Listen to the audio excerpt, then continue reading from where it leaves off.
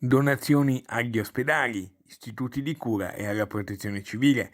Così la massoneria è stata impegnata a Venezia durante il coronavirus. Sospese tutte le riunioni rituali in tempio, gli incontri si sono svolti in videoconferenza. E ogni regione ha risposto in modo veramente valido. Noi abbiamo operato nell'ambito degli ospedali e anche delle case di cura e anche della protezione civile. Questo in tutto il territorio nazionale. Luigi Danesin, veneziano, decano del Supremo Consiglio, è stato per 2 trienni Gran Maestro della Gran Loggia d'Italia Dogmatica Liberale ed è tuttora uno dei più alti rappresentanti della massoneria continentale.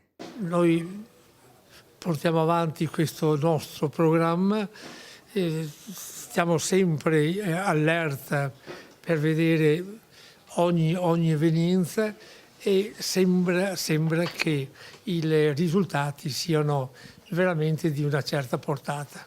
Lo sguardo è ora al futuro. Il nuovo mandato ha numerosi programmi in essere, e primo di tutti quello del contatto con le varie obbedienze religiose, quindi la Chiesa Cattolica, gli ebrei, insomma abbiamo tutto e credo siamo sulla buona strada.